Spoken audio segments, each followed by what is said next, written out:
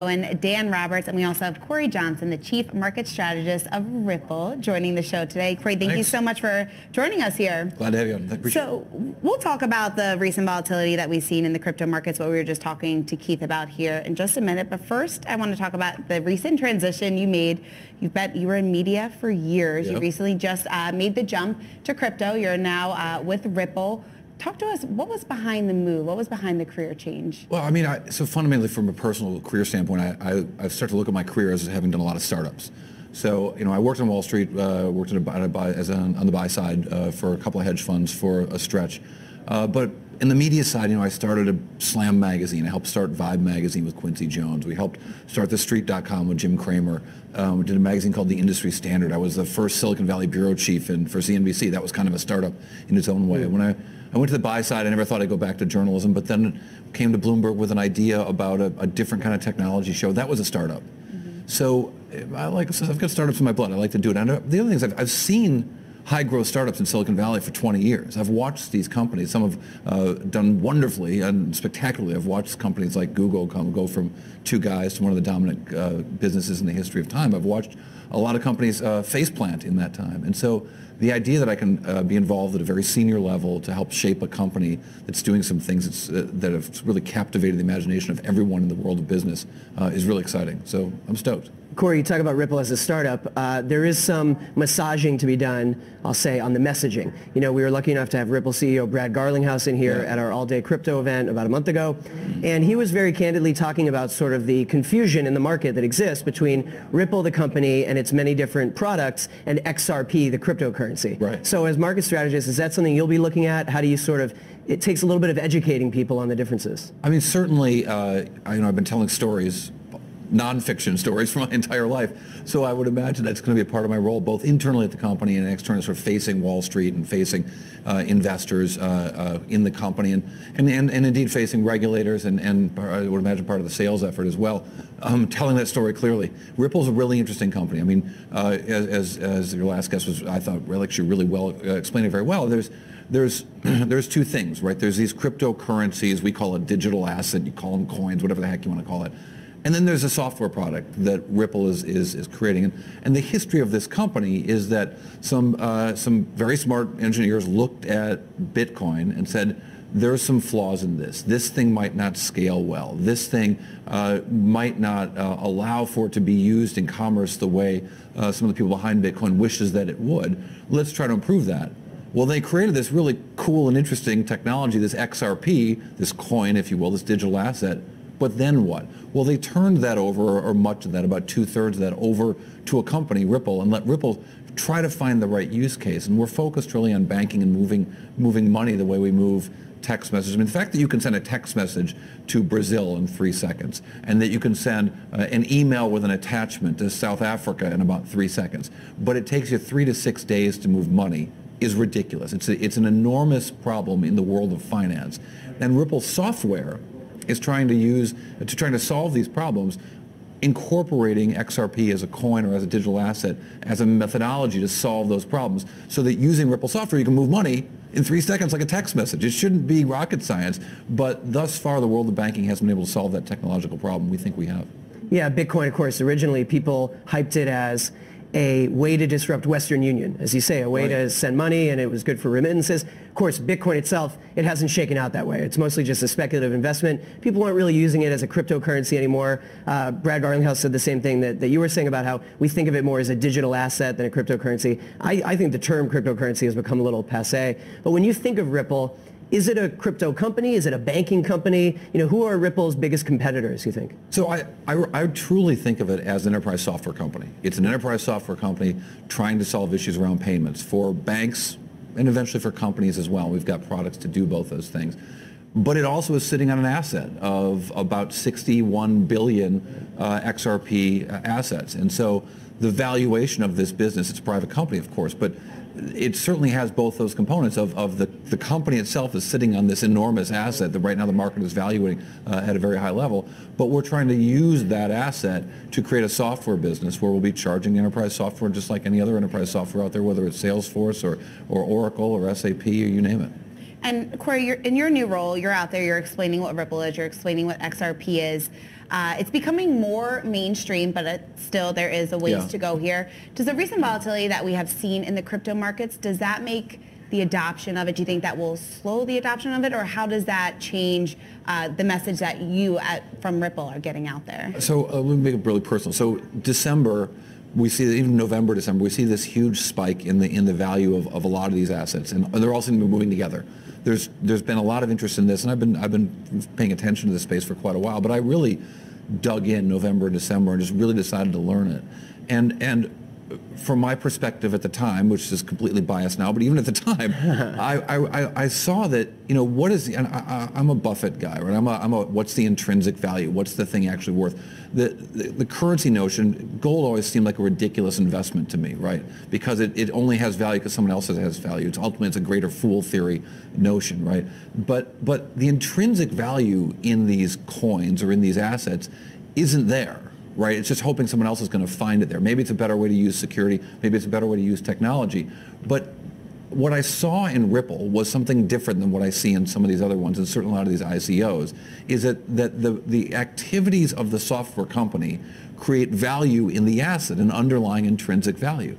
Now, the volatility of these things is because they're trading and because they're tradable assets, and certainly there's going to be volatility in the early days of any tradable asset, or extreme volatility. But I think one of the reasons you have the volatility is because no one's doing that. This is ultimately worth that. This is the price, or that is the price I'm willing to pay for this asset. And I think that over time we're going to see that. And I believe that Ripple is going to be able to demonstrate an intrinsic value for XRP that some of these sillier coins and assets don't have and won't have. And Cory, I mean, over the past, or this week, it came out that Google had blocked crypto ads from its platform. That has added to some of the volatility that we have seen so far this week in the crypto market. What's your reaction to that? I mean, why would they be doing that? Well, thank God. I mean, so many scams. And it wasn't just cryptos. It was options offerings that were sort of binary in nature. If you get this right, you'll make money. They banned that. Our society has a big problem with what's been happening in social media, whether it's Facebook, Twitter, YouTube. We see that with the Russian role in the U.S. elections and in global elections.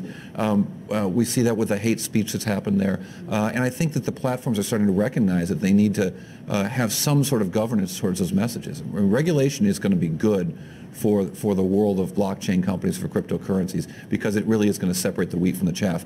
I don't think we're there yet, but I think it's I think it's a good thing. Yeah, I agree with you here. Cory, we want you to stick around for this next story here and have you weigh in. We're going to move over to tech. Amazon HQ2. It's been the talk of the town for a while now. The list is down to 20 cities, and the cities are doing all they can to lure the tech giant here to their hometown. Some are even offering major economic incentives as part of their bids. There is a little problem, though, here. Other companies that are already located in these cities are demanding some of the same hefty tax breaks. Deanna, I'm going to throw this to you first. Is it still a good deal for cities if Amazon's second headquarters is located in their town? No, it was never a good deal. I mean, we've seen it with some of their centers already right now, right, where they do the packaging and a lot of the prep work to get some of these things sold out. Cities are losing money because they essentially promise Amazon the world, no taxes. We'll, in addition to that, we'll give you tax breaks. We'll throw on tax incentives.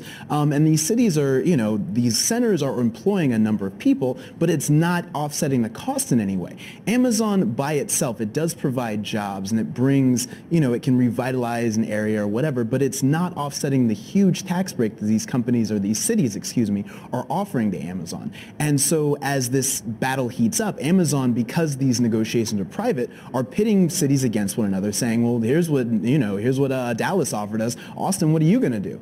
And that just creates an environment where Amazon can essentially demand the world, and they're probably going to get it.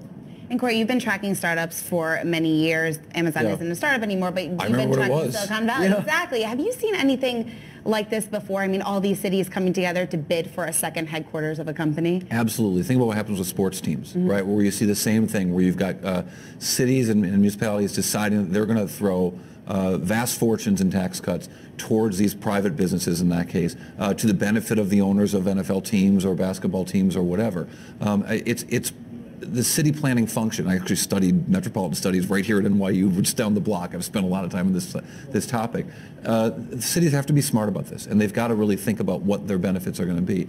But the notion that technology jobs are somehow better than pre-technology jobs isn't true, and they've really got to consider what they're doing and why they want these kinds of businesses in their cities. I think it's interesting that this Wall Street Journal story that sort of prompted this discussion comes on the heels of the announcement that Toys R Us is shutting down, and a major employer and a major retailer that got destroyed really certainly through their own errors. There have been mistakes over decades at Toys R Us, fatal mistakes obviously, but also because of this competition from Amazon. So Amazon's going to be there in their cities, whether they have employees there or not. It's a smart company for a city to want, but you don't want to give away the farm to do it. Well, just to play devil's advocate for a moment, I agree with all that, but I'm glad you mentioned sports teams.